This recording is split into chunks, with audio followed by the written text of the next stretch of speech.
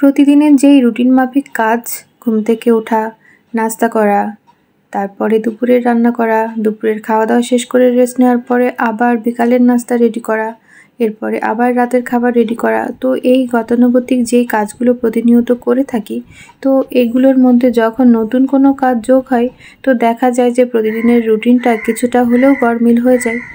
তো আজকেও সেরকমই একটা দিন। আসসালামু আলাইকুম।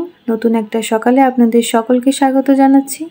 সকালে ঘুম থেকে উঠে হাঁটতে গিয়েছিলাম, তো হাঁটা শেষ করে পাখির খাবার দিলাম। এর মাঝে ড্রাইভার মাছ নিয়ে চলে এসেছে কিছু।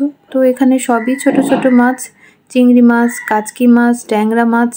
তো এই সব মাছই অল্প অল্প করে আনা হয়েছিল, কারণ বাসায় অনেক রকমের বড় মাছ আছে কিন্তু ছোট মাছ নেই, তো এই কারণে। আর সাথে একটু মলা মাছও নিয়েছিলাম, যেটা বলতে ভুলে গিয়েছি। তো এই 4 রকমের মাছ কাটতে বসে গেছে আমার হেল্পিং হ্যান্ড। আর এইদিকে মোয়েজ্জা বারবারই এই ট্যাংরা মাছগুলো তার পছন্দ হয়েছে, সে একটা নিয়ে খেলতে চাচ্ছে। তো যার কারণে যখনই ও কাটছে এবং লেজটা একটু ওর মোয়েজ্জার সাইডের দিকে যাচ্ছে, ওই সময়ই সে একটা করে পা দিয়ে পাড়ি দিচ্ছে এবং মাছটা নিতে চাচ্ছে। যদিও এই মাছ সে একদমই পছন্দ করে না, শুধুমাত্র খেলার পারপাসেই সে এটা নিতে চাচ্ছে। যেদিনই মুরগি রান্না করি, মুরগিটা কিন্তু আমিই নিজে হাতে কেটে নিই, আর তখনও ও মুরগির পাটা নেওয়ার জন্য এরকম অস্থির থাকে। তো এই তো মাছগুলো আস্তে আস্তে কাটা হয়ে গেল এবং কাটা মাছগুলো ও সুন্দর করে পরিষ্কার করে ধুয়ে রাখছে। তো এই মলা, ট্যাংরা আর হচ্ছে এই কাচকি মাছগুলো আমি কাটতে দিয়েছিলাম ওকে। যেহেতু আজকে সময়ের অভাব ছিল, তাই চিংড়ি মাছটা ওভাবেই ডিপ ফ্রিজে রেখে দেওয়া হয়েছে। ওটা যখন রান্না করব, তো রান্না করার আগে একটু একটু করে পরিষ্কার করে নিব। আমি কিছু কাচকি মাছ একটু আলু আর একটু বেশি করে পেঁয়াজ দিয়ে চচ্চড়ি করে নিব, সেজন্য একটু আলু কেটে নিয়েছি, হলুদ, লবণ আর কাটা পেঁয়াজ আর কাঁচা মরিচ সব কিছু দিয়ে, গোটা জিরা দিয়ে আমি একটু ভালো করে হাতে মাখিয়ে পানি দিয়ে বসিয়ে দিলাম, যেটার পরবর্তী আর কোনো ক্লিপ নেওয়া হয়নি ব্যস্ততার জন্যে। তো এদিকে দেখুন আমার বারান্দার অবস্থা খুবই কাহিল। এই যেই বাঁশটা দেখা যাচ্ছে, এই বাঁশটা কিন্তু আমার কাপড় নাড়ার কাজে ব্যবহার হতো, তো ওটা হঠাৎ করেই ভেঙে পড়েছে এবং যার জন্যে পুরা দুই পাশের বারান্দায় পুরা এলোমেলো অবস্থা হয়ে গেছে।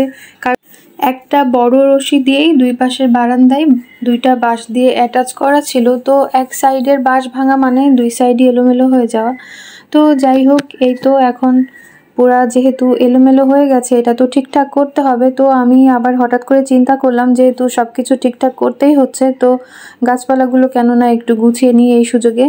তো আমি চিন্তা করলাম এই বড় যে র্যাকটাতে আমি আমার বারান্দায় গাছ রাখতাম, তো এটা পাশের বারান্দায় দিয়ে দিলাম, কারণ বাবু এসে এই ছোট ছোট যেই টবগুলো আছে টানাটানি করে। তো আমার ভয় লাগে যে এই ছোট টবগুলো টানতে যেও না কখন কোনোটা ওর গায়ের উপর পড়ে যাবে, ও ব্যথা পেতে পারে। তো সেই ভয় থেকেই আমি অন্য বারান্দায় দিয়ে দিলাম, কারণ এই বারান্দাতে ও অতটা বেশি আসে না যতটা ও আমার রুমের বারান্দাতে থাকে।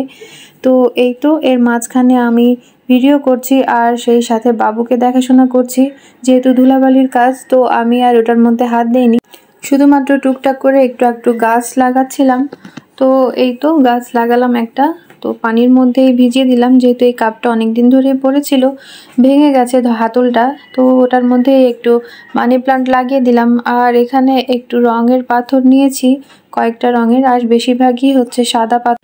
এর মধ্যেও কয়েকটা মানি প্লান্টের ডাল আমি ভেঙে লাগিয়ে দিলাম, পানি দিয়ে ঝুলিয়ে দিয়েছি এখন গ্রিলের সাথে।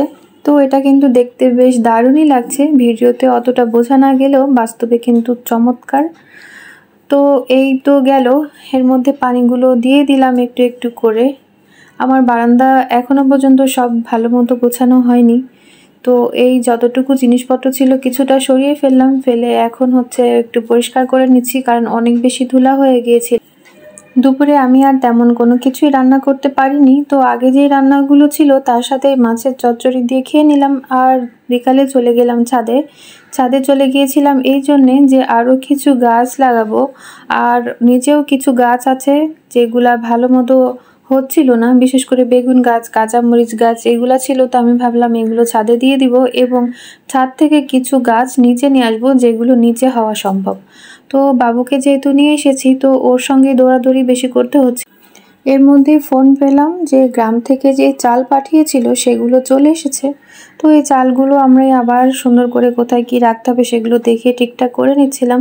চালগুলো দেখতে যেমনই হোক, এই চালগুলো যে কোনো খারাপ কিছু মেশানো নেই, নকল চাল না, এটাই আলহামদুলিল্লাহ। তো এর মধ্যে কিছু সরিষার তেলও ছিল।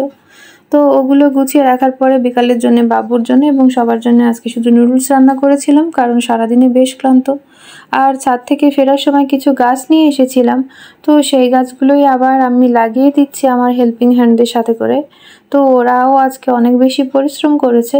তো কিছু টব যেহেতু বাসায় অনেক দিন ধরে পড়েছিল, কোনো গাছ লাগানো ছিল না, তো ওগুলোও আমি কাজে লাগিয়ে ফেললাম এবং কম সূর্যের আলোতে যে গাছগুলো হবে সেরকম কিছু গাছ আমি লাগিয়ে দিলাম, ইনডোর প্লান্ট।